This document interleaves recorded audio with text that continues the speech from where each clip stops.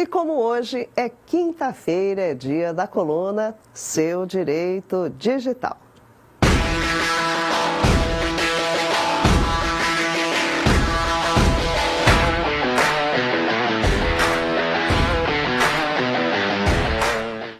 E temos o prazer de receber novamente ao vivo Leandro Alvarenga. Bem-vindo, Leandro. Boa noite, querido. Boa noite, Marisa. Boa noite a todos de casa. Espero que estejam todos bem. Leandro Alvarenga, vamos falar um pouquinho sobre Estados Unidos. A Assembleia Geral das Nações Unidas adotou a primeira resolução global sobre inteligência artificial. A ideia é incentivar a proteção de informações pessoais e monitorar riscos da tecnologia. Leandro, o que diz essa resolução? Conta pra gente. Bom, vamos lá. Tem algumas coisas interessantes sobre essa resolução, Marisa, que é a primeira vez na história que a ONU emite uma resolução sobre tecnologia. Até então, ela sempre emitiu resoluções sobre direitos, orientações, né? E essa foi a primeira resolução de tecnologia. É um avanço já para nós. Também tem muito interessante que ela foi assinada por 121 países e apoiada pelos Estados Unidos, pela China e pela Rússia. Os três países, as três potências ali que sempre estão brigando, né? Acabaram apoiando por entender que seria relevante a aprovação dessa resolução, que ela não é vinculativa. O Brasil também apoiou, Marisa. E o que ela traz em seu bojo, assim? O que ela fala essa resolução? No geral, ela traz a informação de que os direitos das pessoas online têm que ser os mesmos da pessoa offline, né? Tem que toda aquela gama de direitos na Carta das Declarações de Direitos Humanos da ONU, todos os tratados internacionais têm que ser respeitados. Tem que ser respeitada a privacidade das pessoas, a liberdade das pessoas, que a inteligência artificial ela tem que ser usada para o bem. E também ela traz alguns conceitos bem interessantes de equiparação de tecnologia, Marisa. Ela traz muito o conceito que os países em desenvolvimento, ou os países mais pobres, têm que ter acesso à inteligência artificial para ajudar na saúde e na educação. Ela fala muito de educação e fala muito no sentido de ajudar a agricultura, ajudar o desenvolvimento das nações menos desenvolvidas e também para ajudar o desenvolvimento das pessoas. Eu acredito que é uma resolução, apesar de não ser vinculativa, ela é uma orientação das Nações Unidas.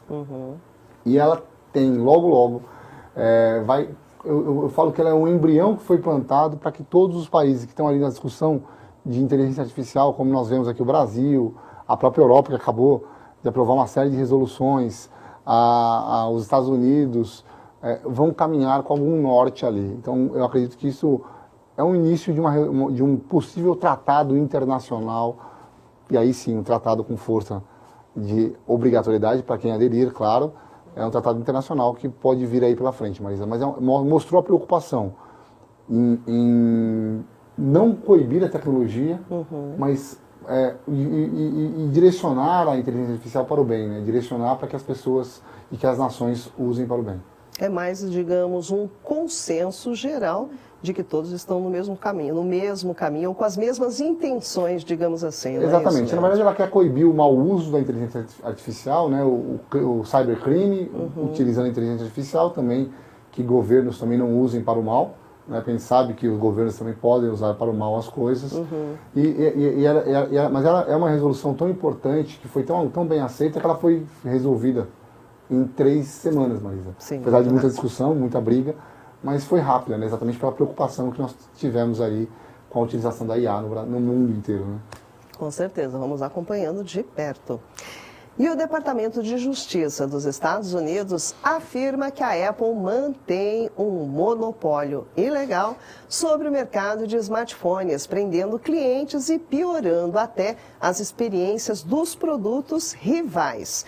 O que isso quer dizer exatamente, Leandro, e o que reflete para nós aqui no Brasil? Bom, é bom lembrar que a Apple já respondeu processos antitrust na Europa, né, Japão, por exemplo, na Coreia, e a mesma alegação. O sistema Apple, ele é um sistema fechado para aplicativos da loja, da Apple Store, só dela, né? E ela cobra ali, por exemplo, 30% de comissão sobre os aplicativos que são vendidos lá. Então, há um entendimento nos Estados Unidos que a Apple faz entre aspas aqui, né, uma extorsão com os desenvolvedores, com os consumidores, obrigando eles a consumir seus produtos. Durante esse processo de investigação, há um apontamento, por exemplo, que a Apple ela diminui a eficiência dos smartwatch para obrigar você a comprar o watch da Apple.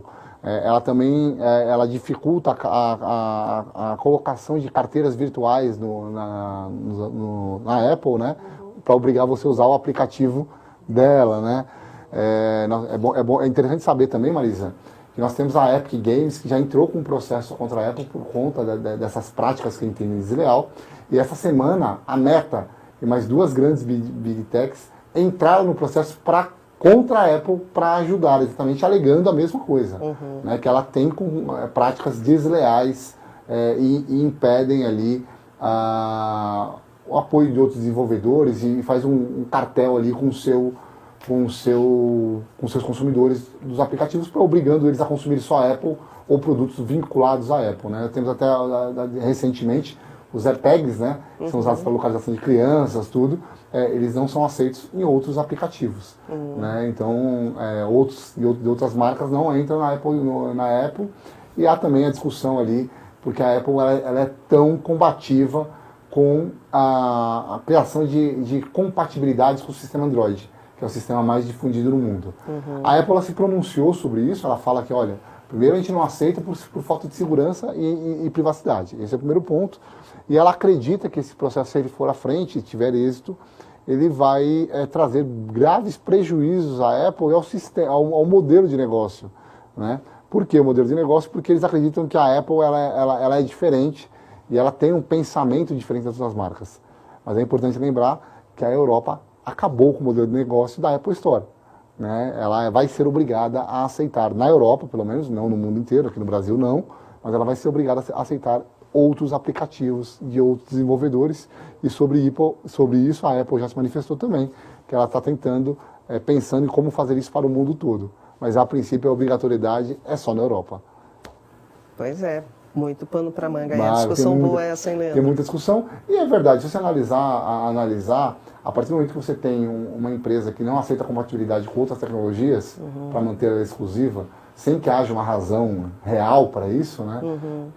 Ela está criando uma reserva de mercado que é exatamente isso que a Europa combate, que os Estados Unidos combatem, e é o que se pretende demonstrar.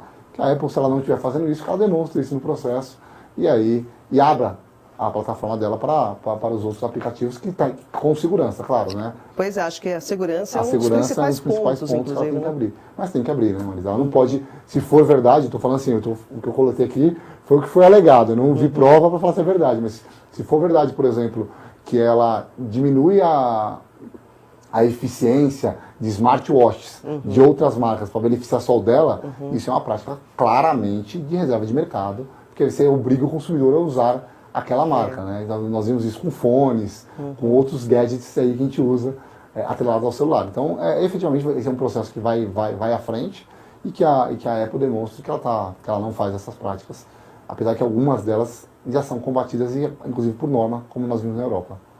Pois é, vamos acompanhando, a discussão é boa. Bom, e tem uma dúvida da Larissa, olha só, aliás, é uma dúvida que está na cabeça de muita gente, né, esse questionamento. Fiquei quase 48 horas sem luz no centro, simplesmente, da maior cidade da América Latina, São Paulo. Perdi trabalho e itens da geladeira.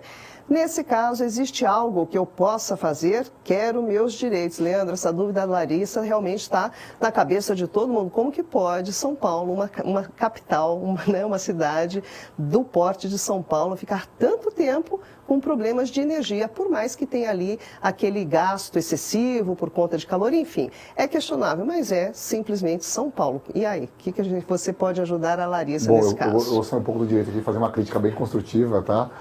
A gente pode responsabilizar a ANEEL, né? A ANEEL é a Agência Nacional de Energia Elétrica, infelizmente ela está sendo omissa, negligente com as empresas de energia. Nós sabemos aí quantas reclamações nós temos. No ano passado nós tivemos aquele vendaval em São Paulo, derrubou um monte de árvores, né?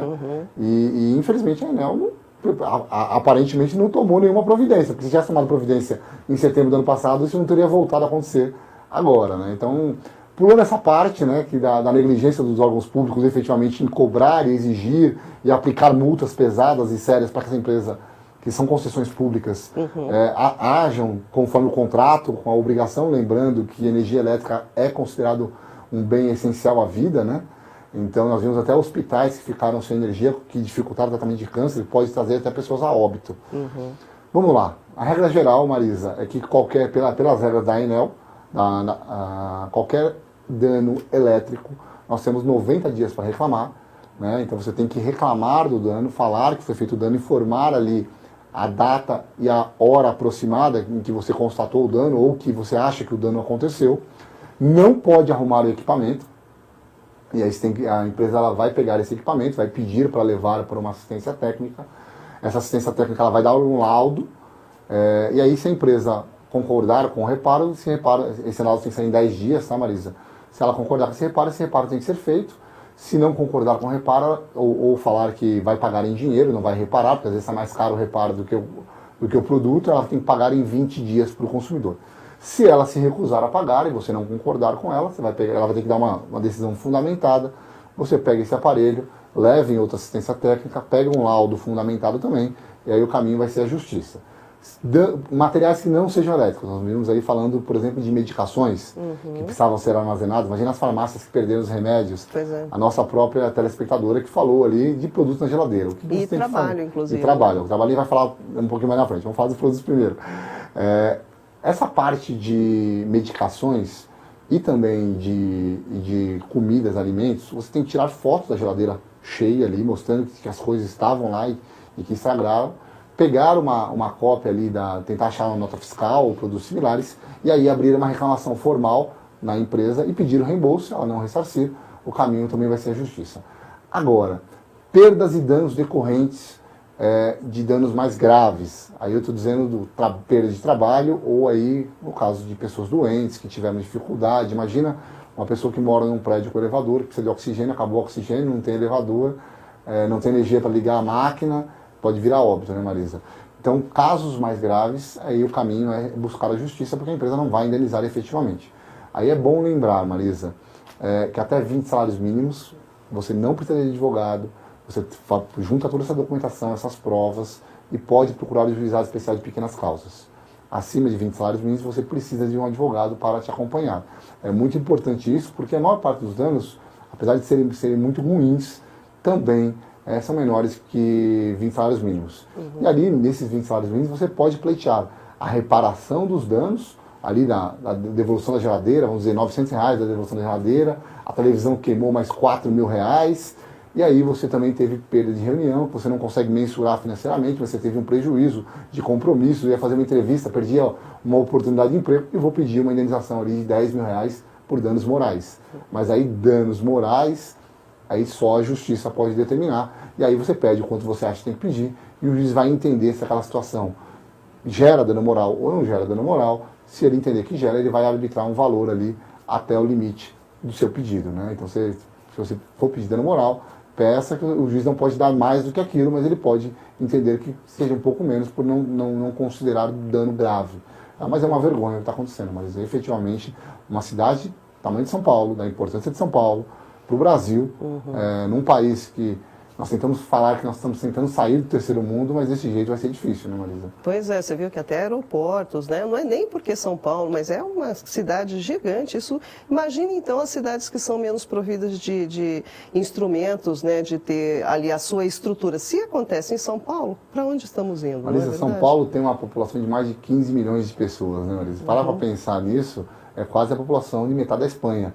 E alguns países da Europa não tem 15 milhões, né? Pega ali Andorra, algumas outras cidades não tem 15 milhões de pessoas, né? Então, assim, efetivamente é uma vergonha, e é uma vergonha o poder público ser negligente, né? Na verdade, a gente está vendo uma negligência efetiva em cobrar e punir, né? Eu estava lendo matérias ali, parece que a empresa ela diminuiu 1/3 dos funcionários dela.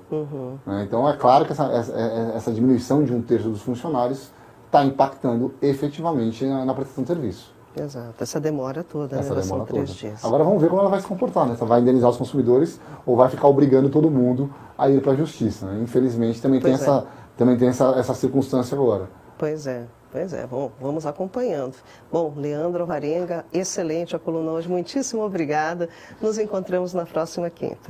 Muito obrigado, Marisa, é sempre um prazer estar aqui com você, um prazer estar com todos vocês de casa. Aguardo sua pergunta a semana que vem. Fique com Deus e uma boa noite. É isso aí, pessoal. Boa noite, Leandro. Como vocês já sabem, toda quinta-feira, Leandro Varinga está aqui para ajudar a gente a esclarecer as nossas dúvidas sobre nossos deveres e nossos direitos. Então, aproveitem, esse espaço é feito para vocês. Utilizem a hashtag Seu Direito Digital nas redes sociais e nós estaremos aqui na próxima quinta-feira com Leandro Varinga novamente.